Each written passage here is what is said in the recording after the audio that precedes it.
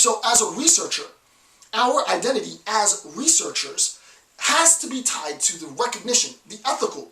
This is a very, I didn't think it was going to get this deep. I really didn't think the lecture was going to go this deep, but it's insanely important that we recognize that our identity as researcher is necessarily tied, right, to a recognition that social reality is always in flux, right? It's always in flux, right?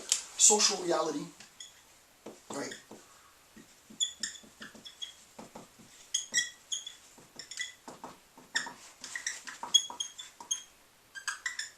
A-Y-S, in flux, right?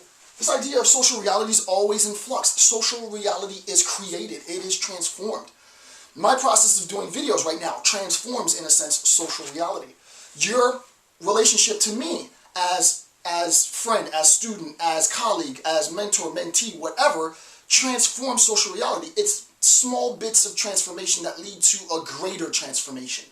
So as a researcher, we, as colleagues, have to recognize that insofar as we talk about epistemological modes of understanding, and we try to assess some reality in our social world, that reality transforms, right? So the research that I've done and the assessments that I make in 2012 won't hold, they shouldn't hold in 2025.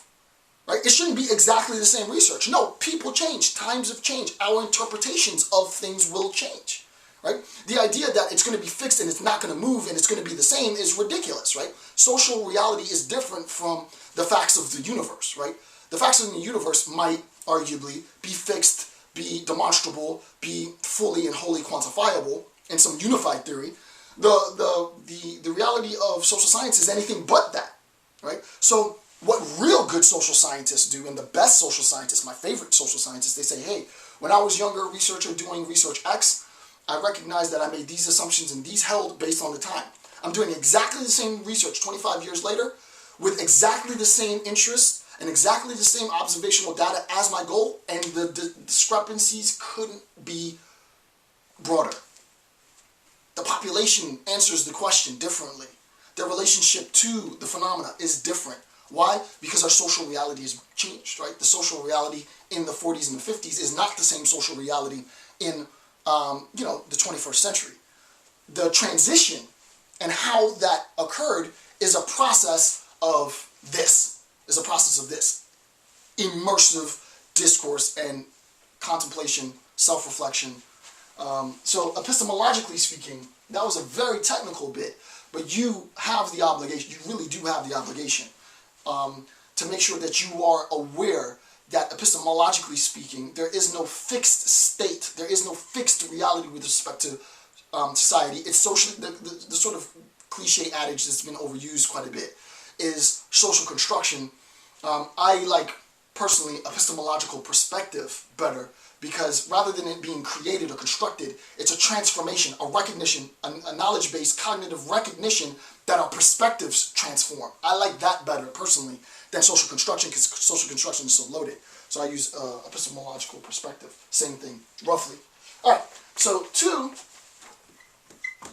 number two, cognitive epistemic authority, right? A lot of this comes from Patrick Wilson, and I've given you links to this concept. Here's a quote, right? The quote is, cognitive authorities are authorities on something, right? So a cognitive authority is an authority on some particular topic. I wouldn't go so far as to say I'm an authority or that I'm trying to be an authority in genocide, but once the book is out and my peers have read it, you get a little authority from being that's my niche. I do genocide theory, but from a very theoretical standpoint. I wouldn't go so far as to say that I'm an authority on virtual education, because it's not my assessment to make. It's really your assessment to make.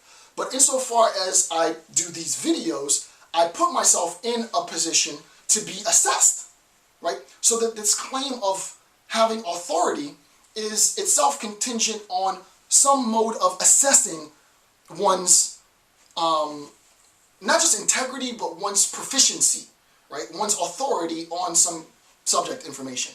right? If I'd never put out video lectures and I said that I was a great virtual educator, I was a great distance educator, well, how is that going to be assessed, right? So that your authority has to itself lend itself, again, back to this community, so that the community can epistemologically assess how much of an authority the person is as a researcher. Pretty basic, I think. Contingent social perception. So this is B1. Quote, this is a quote, and I've attached a link to the reference. It is not what you really know, but what others think you know that gives you authority. You get cognitive authority by getting others to think you know things. I never wrote this, right? This is a great line, right? I'll read that again.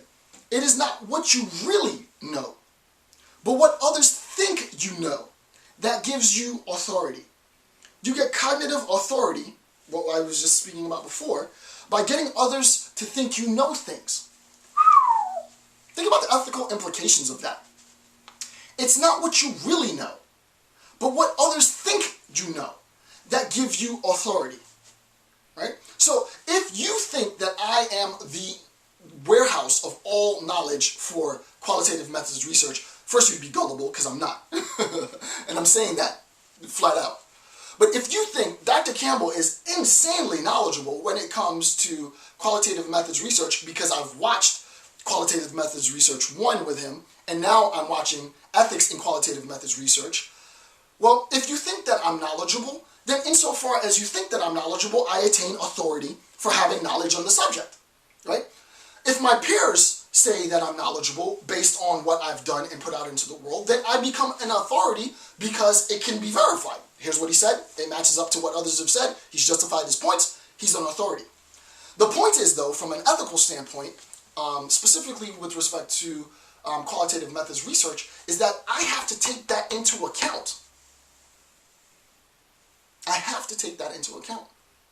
Because there will be a sense of authority that's associated with my research, and then an authority as associated with myself as person.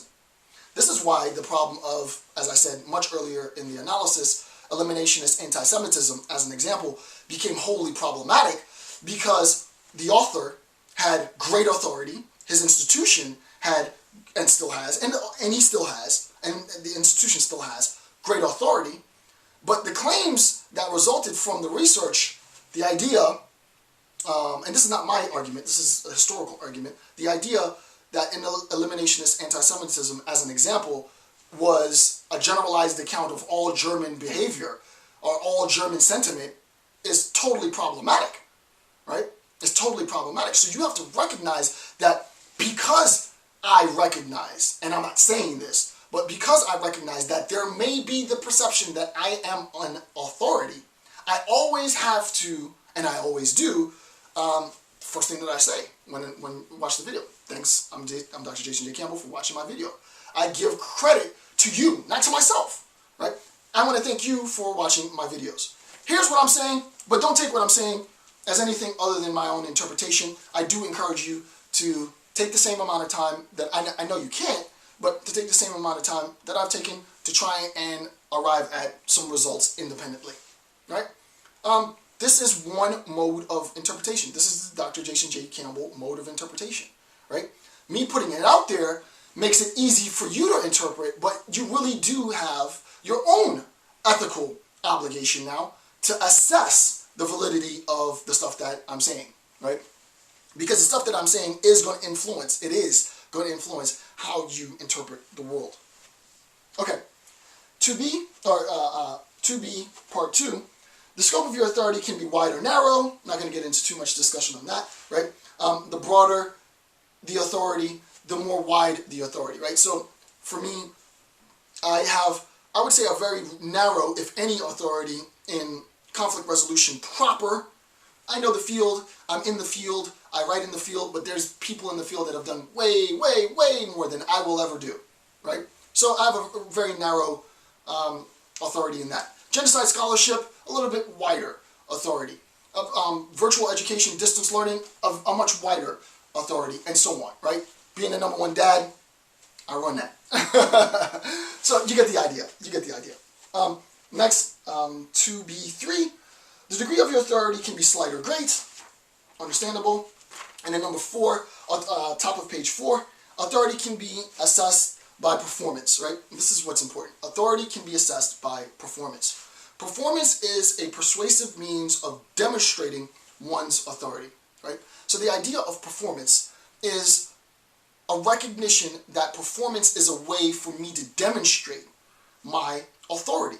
I put myself in a position as a researcher, as a qualitative methods researcher, to demonstrate my performance. So for me, in sort of a very simple ghetto philosophy aspect, I put myself for hundreds of hours on display on YouTube to demonstrate my performance. Philosophy is demonstration. Philosophy is performance. That's what it's all about, as far as I'm concerned, right?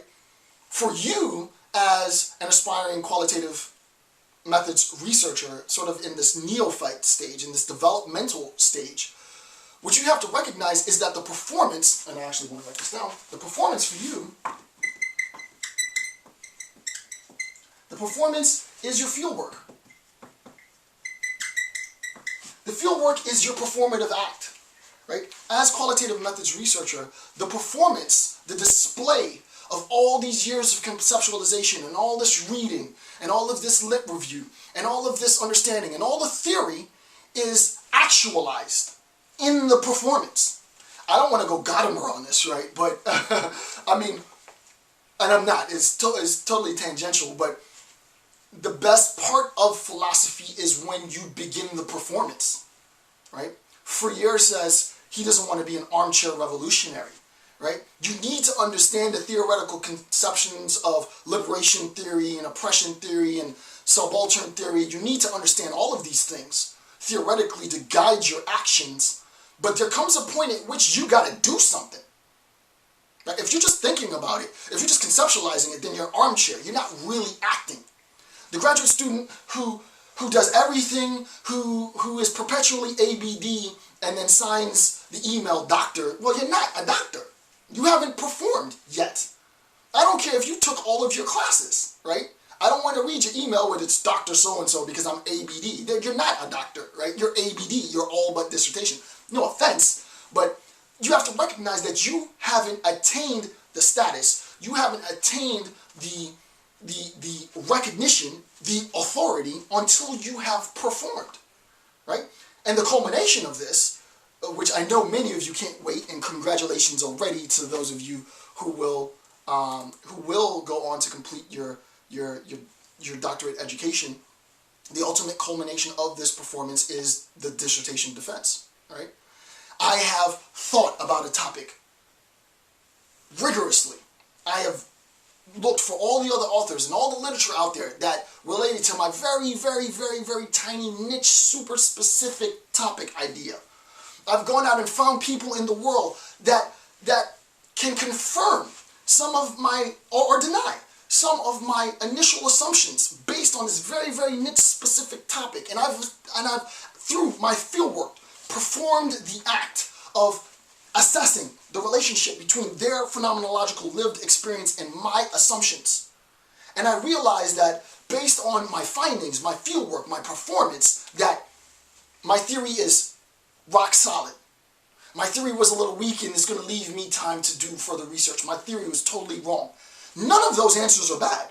If you completely, if the data that you get back, the qualitative data that you get back completely undermines your initial assumptions, you wrote a great dissertation. You wrote a phenomenal dissertation, as far as I'm concerned. You wrote a phenomenal dissertation. It's not that your question was wrong and that now I'm going to rethink my initial assumptions in order to conform with the findings, right? There's a saying, and it's very true, that the facts, right, do not conform to the theory. The facts do not conform to the theory. The theory has to conform to the facts, right? So you can't try to reconstruct the facts in order to make it fit to the theory. The theory needs to change, right? But what you say is, listen, based on my research, based on all the time that I said, I recognize I have a lot more research to do. I leave that for other scholars to do. I will revisit this, maybe or not, but I recognize that my initial assumptions they don't hold based on my findings. This is what it's about, right? It's about the performance. Once that performance has been completed, no matter how the relationship between your initial assumptions and the findings go, one, you will have known that you conducted your research in the most ethical manner possible because you did not try to conform the facts to the theory. Rather, the theory conforms to the facts. Secondly, you recognize that insofar as you have embarked on this performative, demonstrative act of assessing, collecting, interviewing, interpreting, transcribing, coding, encoding, deciphering, translating all of your information, you then have, in a sense, been initiated. It's a rite of passage. But it's not a rite of passage just to say, hey, now I'm Dr. Campbell, right? It's a recognition that really what the rite of passage is, it's a cognitive, right? This is why I say it's epistemological perspective. It's a cognitive recognition that I now know when someone says that they are a qualitative methods researcher, just how much they had to perform in order to hold the label qualitative methods researcher. There's a lot behind that, right? So I do encourage you as graduate students and fledgling qualitative methods researchers to factor all that into account, right? So authority is only conveyed, as far as I'm concerned, in relation to performance, right? There is no authority without performance. Show me what you got. Don't tell me what you got. So that's that point.